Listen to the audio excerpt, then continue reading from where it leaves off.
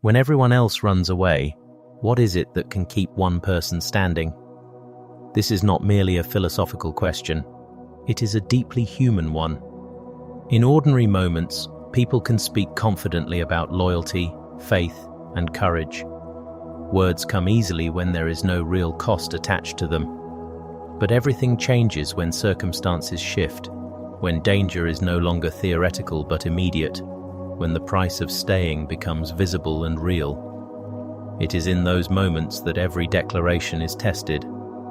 That night was exactly such a moment, a night when everything collapsed faster than anyone could have anticipated. There were no more crowds eager to listen, no more miracles inspiring awe, no more sense of safety in following someone believed to be victorious. Within hours, the foundation of an entire group's belief was shaken by a reality they were not prepared to face. And in that setting, the truth about each person began to emerge. To understand this, we must first examine the collapse of those who were considered the closest and most devoted. Peter stands as the clearest example. He was not a weak man. On the contrary, he had once stepped out of a boat to walk on water, and he had boldly declared that he would never abandon his teacher, even if it meant death. By all human standards, he appeared to be the one most likely to remain steadfast. Yet he became the one who denied 3 times in a very short span. This cannot be reduced to a simple lack of faith or loyalty. Instead, it reveals something far more fundamental. The issue was not that he was a bad person, but that he was human, and he was afraid. Standing among strangers, without protection, without the strength of a supportive group, Peter faced a stark reality. If he were recognized, he could be arrested, interrogated, or even condemned, just like his teacher. In that moment, all his previous declarations lost their weight. The instinct for self-preservation took over, and so he denied. Not because he no longer believed, but because fear became stronger than his ability to act on that belief. This fear is not something distant or abstract. It is a natural human response when confronted with real danger. And that is precisely what makes the story so compelling. It does not portray an unrealistic failure, but an honest reflection of how people behave under pressure. Peter was not alone in this. The other disciples also failed to stand firm. They did not deny in the same explicit way, but they chose a different response. They fled. When the arrest happened, the account is brief but striking. All of them ran away. Not some, not a few, but all. This was not an individual failure. It was a collective collapse. Those who had walked together, believed together, and witnessed the same events now scattered in a single moment. What they shared was not a deliberate intention to betray, but a common desire to avoid danger. Faced with the possibility of being associated with someone condemned, of being arrested, of losing everything, family, future, security, the decision to leave became almost instinctive. They did not stay long enough to be forced into a direct confrontation like Peter, but that does not mean they were stronger. In reality, they simply chose a different path to achieve the same outcome: self-preservation. This highlights an important truth. Under such circumstances, the line between loyalty and failure becomes blurred. Often, it is not about intention, but about how each person responds to the same underlying fear. Looking at the broader picture, it becomes clear that the central issue is not who was better or worse, but how each individual faced fear. Fear was not limited to a few, it was universal. It did not distinguish between the outspoken and the quiet, the strong and the seemingly less capable. When danger became real, fear acted as a powerful force, strong enough to shake even the most confident convictions. And it is precisely within this context, where everyone is driven by the same fear, that the original question becomes sharper and more urgent. If everyone is afraid, if everyone has a reason to leave, then what could possibly keep someone from walking away? The answer does not fully emerge yet, but the collapse of the disciples lays the necessary foundation to understand it. Because only by recognizing the true power of fear, can we begin to see what might be strong enough to overcome it. If we look more closely at what happened that night, it becomes clear that fear was not a vague or abstract emotion. It operated through very specific psychological mechanisms. It did not simply appear and overwhelm people randomly. It followed recognizable patterns that shaped behavior in predictable ways. To understand why even the most committed individuals faltered, we must examine the different forms that fear took in that moment. The first and most immediate form was the fear of association, fear of being linked to someone who had just been arrested and publicly condemned. In ordinary circumstances, association can be a source of identity and belonging. But when the person at the center of that association becomes a target, the same connection turns into a liability. The disciples understood this instinctively. If their teacher was being treated as a criminal, then anyone connected to him could be viewed with suspicion. It was no longer just about him. It was about anyone who had been seen with him, anyone who had followed him, anyone who could be identified as part of that group. In such a context, distance becomes a form of protection. To step away is to reduce risk. To remain visible is to invite it. Closely tied to this is the fear of punishment. This is more concrete, more immediate, and often more powerful. The threat was not symbolic, it was physical. Arrest, interrogation, public humiliation, violence, even death.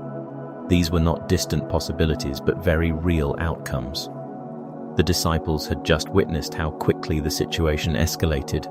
One moment they were together in a familiar setting, and the next, armed men had arrived, and everything changed. Under these conditions, the mind does not operate in abstract moral reasoning. It shifts into a defensive mode, prioritizing safety above all else. The question is no longer what is right, but what will happen to me if I stay? Then there is a deeper layer, the fear of losing the future. This is less immediate, but often more pervasive. It involves everything a person has built or hopes to build: relationships, stability, identity, purpose. To remain in a dangerous situation is not only to risk physical harm, but to risk the collapse of an entire life trajectory. The disciples were not isolated individuals with nothing to lose. They had families, responsibilities, and expectations. The realization that all of this could disappear creates a powerful internal pressure.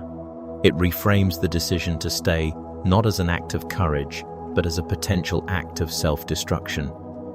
And for most people, the instinct is to preserve what can still be saved.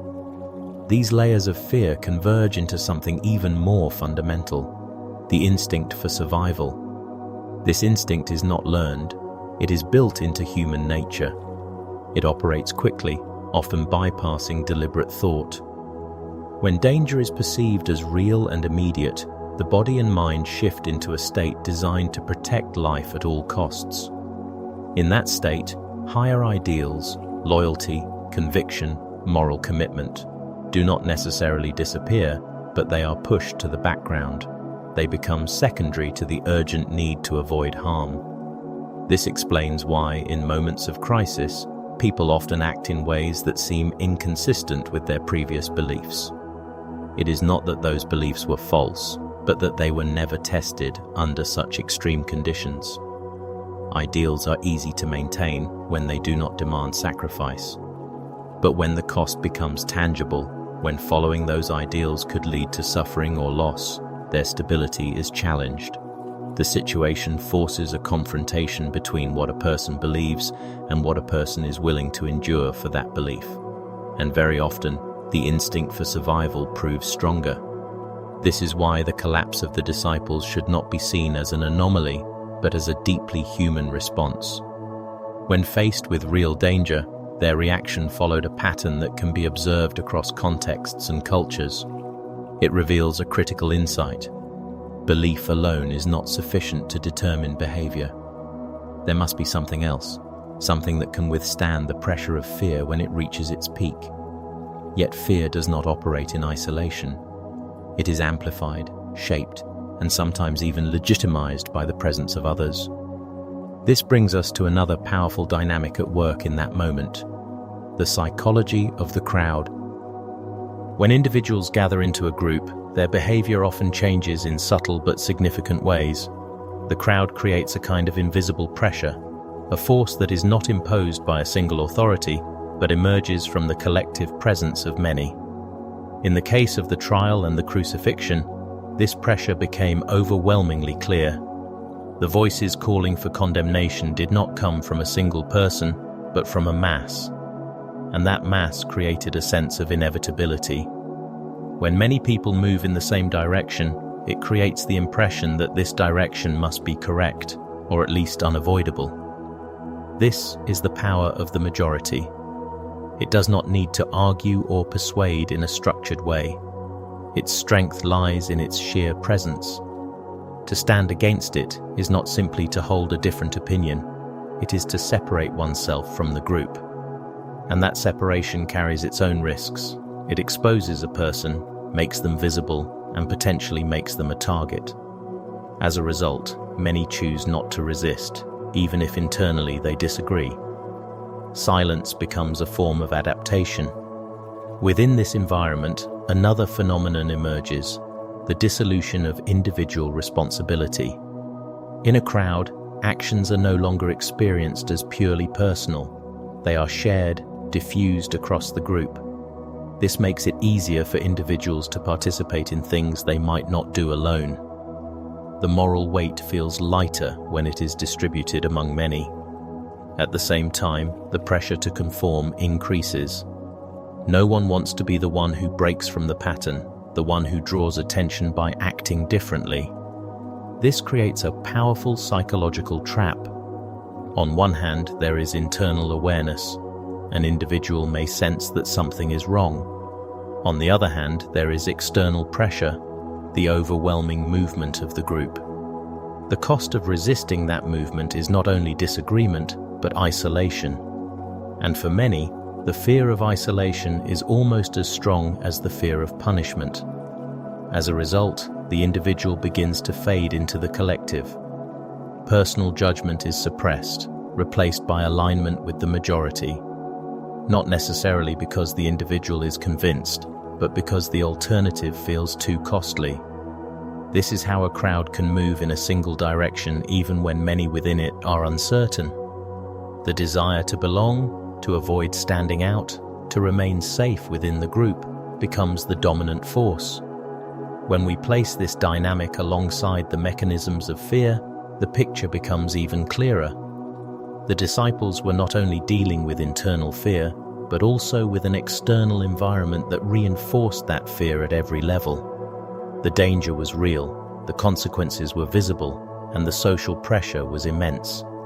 In such a situation, leaving was not only understandable, it was almost expected. And yet, this only deepens the original question. If fear was so strong, and if the pressure of the crowd made resistance even harder, then what kind of force could possibly counter both at the same time? What could allow someone not only to feel fear, but to remain present within it, without being carried away by it, or by the surrounding crowd? The answer must be something that operates at a deeper level than both instinct and social pressure, something capable of anchoring a person when everything else is pulling them away.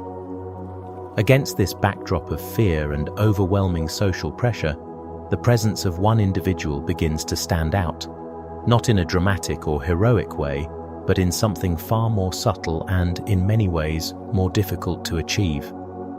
This individual is John. At first glance, there is nothing about him that suggests he would be the one to remain when everyone else leaves. He is not the most vocal among the disciples. He does not take on the role of leadership in the way Peter does. He is not portrayed as the boldest or the most outwardly courageous. In fact, if one were to predict who would stand firm in a moment of crisis, John would not be the obvious choice. This is precisely what makes his presence so significant. He does not fit the conventional profile of strength. He does not rely on strong declarations or visible acts of bravery. He does not draw attention to himself. In many ways, he remains in the background. And yet, when the moment of collapse arrives, when fear spreads, when the group dissolves, when the cost of staying becomes undeniable, he is the one who remains. What he does is deceptively simple. He does not leave. There is no recorded act of resistance, no confrontation, no attempt to change the course of events. He does not fight the soldiers. He does not argue with the crowd. He does not try to prove anything. He simply stays. But within the context of everything that has been unfolding, the fear, the danger, the pressure of the crowd, this simple act becomes extraordinarily difficult. To remain present when every instinct is urging retreat requires something deeper than impulsive courage.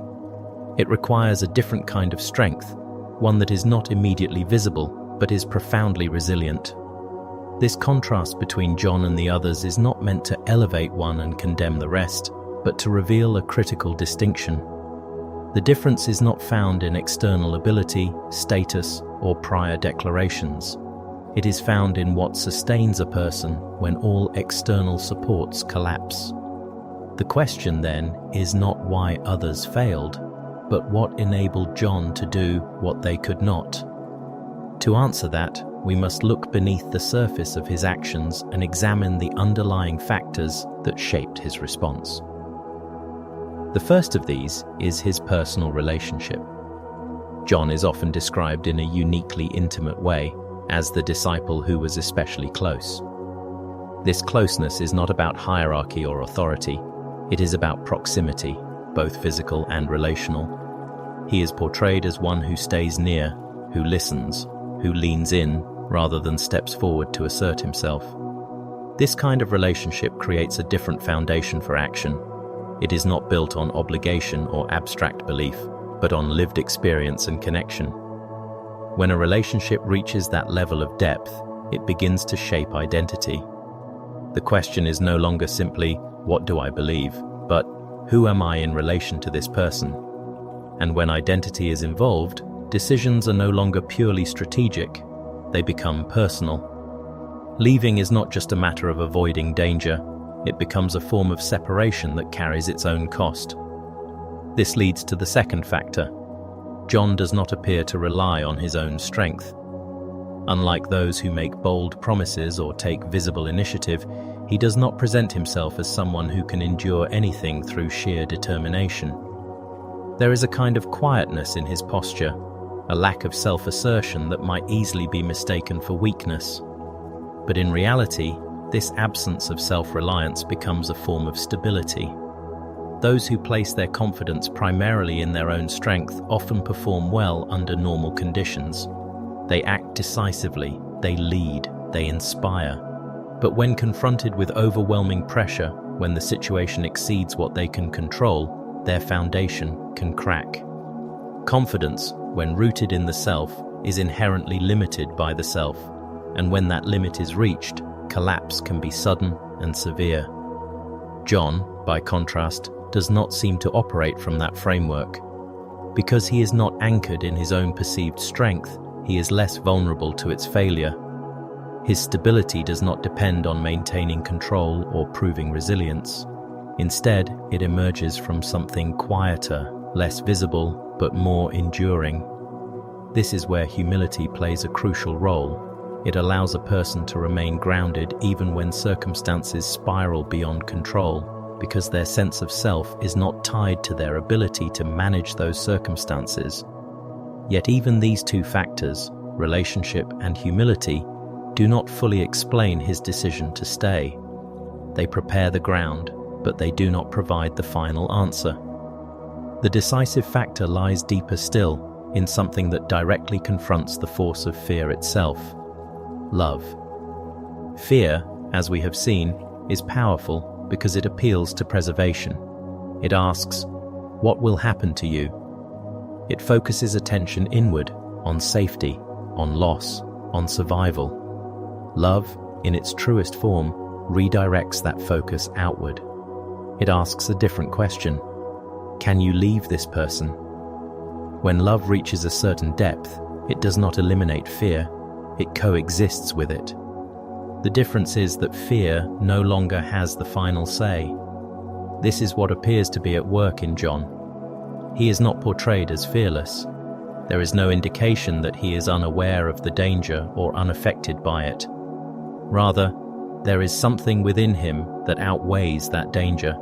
His decision to remain is not the result of calculating risk and finding it acceptable. It is the result of being unable, at a deeper level, to walk away. This kind of love changes the structure of decision-making. It introduces a new variable that cannot be reduced to logic or instinct. Where fear says, protect yourself, love says, stay. And when love is strong enough, it does not silence fear, it simply overrides it. The person still feels the pull to retreat, but chooses otherwise. This is why the act of staying, though outwardly simple, becomes the most demanding response in that moment. It requires enduring tension, remaining in a place where fear is active, where danger is real, where there is no immediate reward or resolution. It is not a single decision made once, but a continuous choice to remain present despite everything pushing in the opposite direction. In this sense, John's action reveals a deeper principle. The ability to remain is not determined by the absence of fear, nor by the strength of personality, but by the presence of something greater than fear. Relationship gives it context, humility gives it stability, but love gives it force. It is love that ultimately anchors him in place when everything else is pulling him away. And this brings the reflection to a critical turning point. If fear is universal, and if social pressure amplifies it, then the only force capable of counteracting both must operate at a deeper level of the human experience. It cannot be imposed from the outside or constructed through sheer willpower. It must arise from within, rooted in connection, sustained by humility, and driven by love. Only then does it become possible, not to eliminate fear, but to stand in the midst of it without being moved. At this point, the narrative forces a redefinition of something often misunderstood: courage. In common thinking, courage is frequently equated with the absence of fear. A courageous person is imagined as someone who feels no hesitation, no anxiety, no internal conflict. But everything we have seen so far contradicts that assumption. Fear was present in everyone, without exception. It was not a selective force that targeted only the weak. It affected the bold and the quiet, the outspoken and the reserved alike. The difference, therefore, cannot lie in whether fear exists. It must lie in how a person responds to it. Courage, then, is not the elimination of fear. It is the decision to act rightly in its presence. It is the ability to remain aligned with what one knows to be true, even when every internal signal is urging retreat. This reframing is critical because it shifts courage from being an exceptional trait possessed by a few into a possibility available to many, though still difficult, still costly, and still rare in practice. To understand this more precisely, we must consider what fear actually does. Fear narrows perception.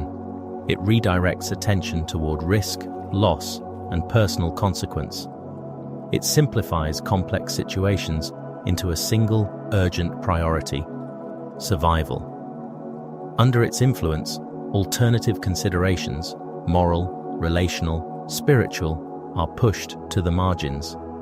They do not disappear, but they lose their immediate urgency. This is why fear can lead people to act against their own values.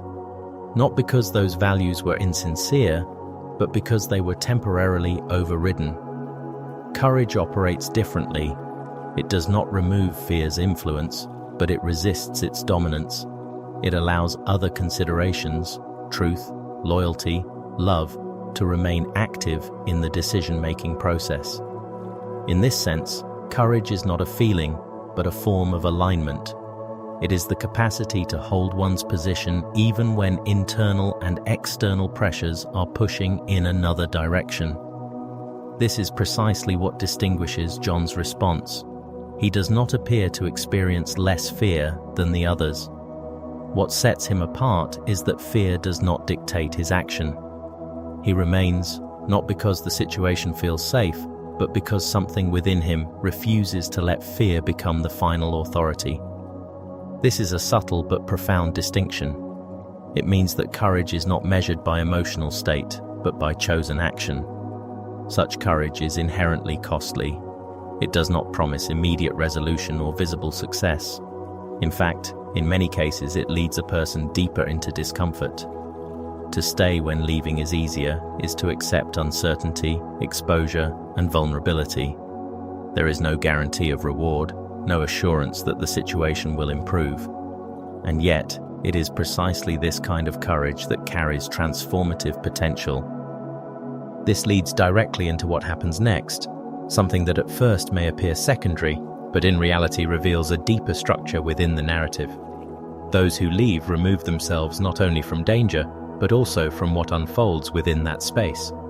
Those who remain, however, continue to be present, not only to suffering, but to meaning, to relationship, and to transformation. At the foot of the cross, in a moment defined by pain and apparent defeat, something unexpected occurs. There is no reversal of events, no dramatic intervention that changes the outcome.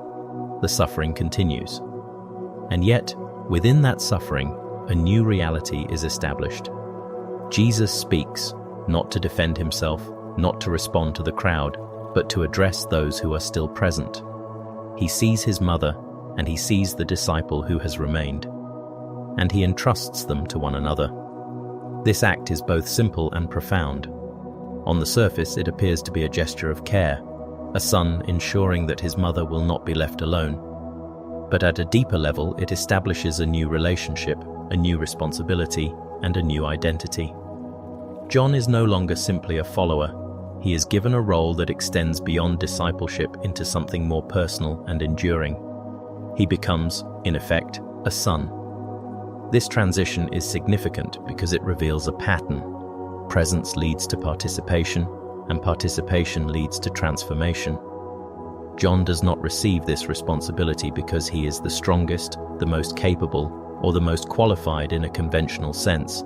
He receives it because he is there. His decision to remain places him in a position to receive something that cannot be given to those who have left. This introduces a critical insight. Staying changes not only the situation one is in, but the person one becomes. It alters trajectory. It opens possibilities that would otherwise remain inaccessible. The act of remaining, though seemingly passive, becomes the condition for receiving something active, a role, a calling, a new form of connection. This does not mean that staying is rewarded in a transactional sense, as if endurance guarantees benefit. Rather, it suggests that certain outcomes are inherently tied to presence. They cannot be accessed from a distance. They require proximity, continuity, and willingness to remain engaged even when the environment is difficult or painful. In John's case, this results in a shift of identity. He moves from being one among many to being uniquely entrusted. Not because he sought this position, but because he did not remove himself from the moment in which it was given. His earlier choice, to stay, becomes the foundation for what follows. It is not merely an isolated act, it is a turning point that redefines his role. This dynamic extends beyond the immediate narrative. It suggests a broader principle about human experience, that moments of crisis, while threatening, also contain the potential for redefinition. They strip away illusions, expose underlying realities, and create conditions in which new forms of responsibility can emerge. But this potential is not evenly distributed. It is only accessible to those who remain within the moment long enough to encounter it. Thus, the connection between courage and transformation becomes clearer. Courage allows a person to stay. Staying creates the conditions for change. And that change is not always visible in the moment. It often unfolds gradually, reshaping identity over time. In this light, the earlier question, what keeps a person from leaving, takes on an even deeper significance. It is not only about endurance or resistance, it is about access.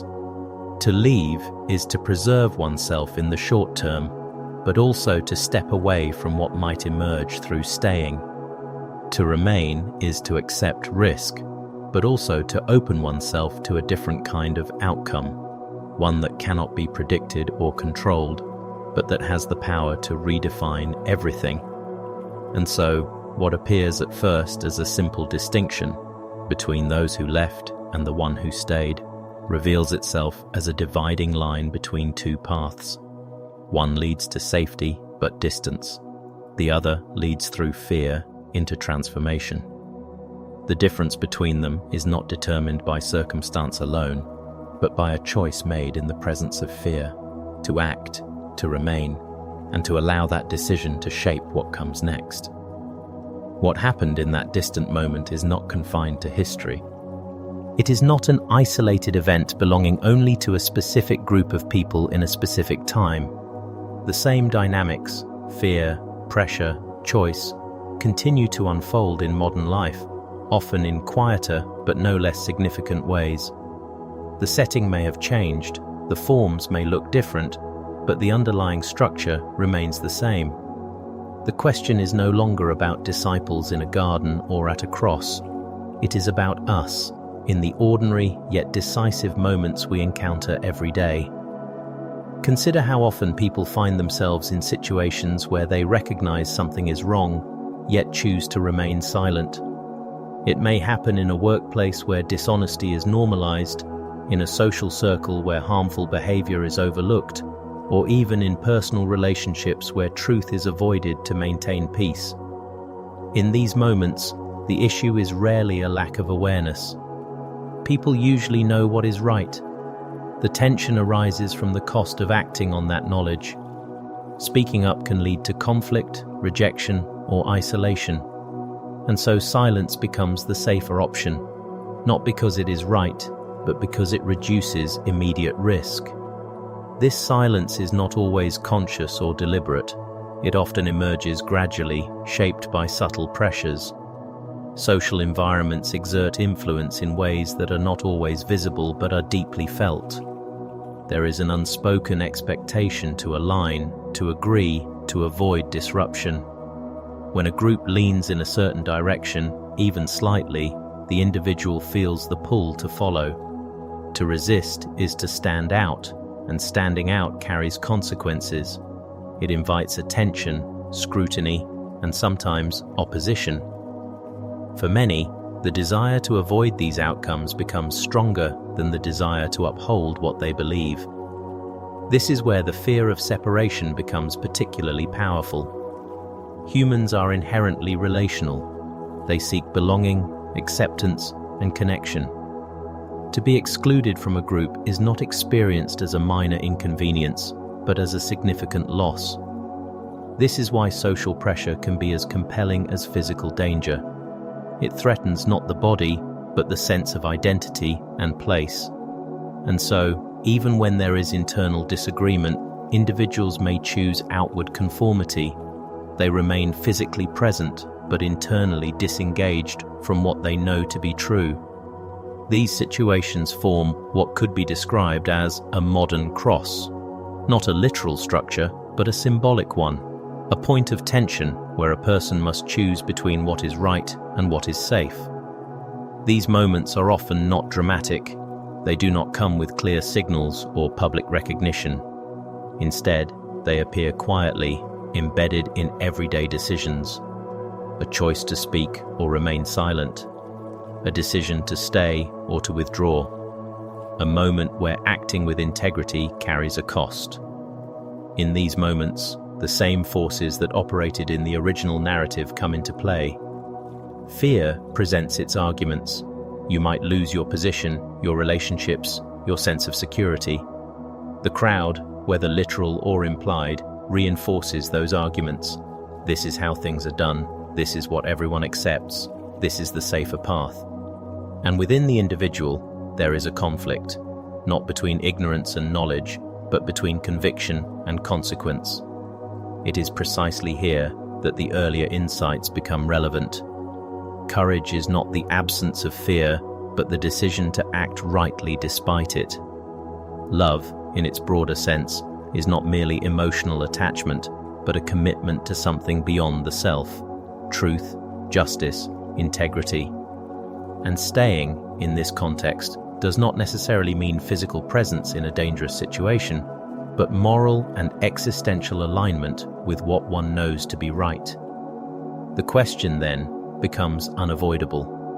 When these moments arise, and they will, what determines the choice a person makes? It is not enough to rely on intention or past declarations. As the earlier events demonstrate, intention can falter under pressure. What matters is what remains when fear is fully active, when the cost is no longer hypothetical. This leads us back to the central question, now reframed in a deeply personal way.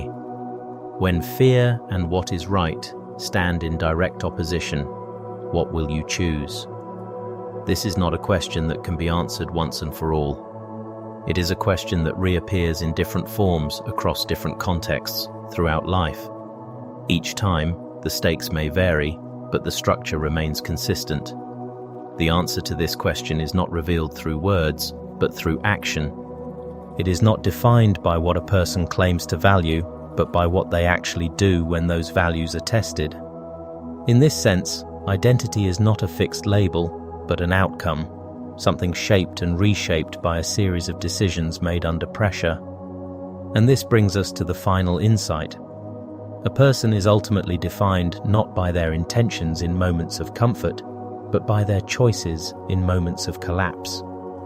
When everything is stable, it is easy to appear consistent, principled, even courageous. But stability does not reveal depth, it conceals it. It is only when stability breaks, when fear rises, when pressure intensifies, that the underlying structure becomes visible. Some will choose safety, and in doing so, preserve what they have in the short term. Others will choose to remain aligned with what they know is right, even at a cost. Neither choice is abstract. Both have consequences. But only one leads to the kind of transformation we have been exploring, the kind that reshapes not only circumstances, but identity itself. So the narrative does not end with a historical reflection. It ends with a confrontation, quiet but unavoidable. Each person must eventually face their own version of that moment, not in the same form, not with the same visibility, but with the same internal weight. And when that moment comes, the question will not be theoretical anymore. It will be immediate, it will be personal, and the answer will not be spoken, it will be lived. If this reflection has prompted you to think more deeply about your own decisions, your own responses under pressure, then do not let it end here. Continue exploring, continue questioning, and continue strengthening the foundation on which your choices are made.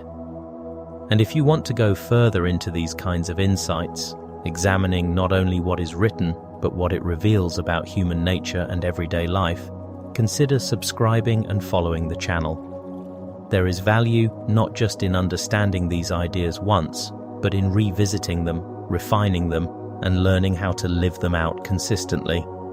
Because in the end, the goal is not simply to understand the story, it is to recognize it when it unfolds within your own life, and to choose, consciously, who you will be when it does.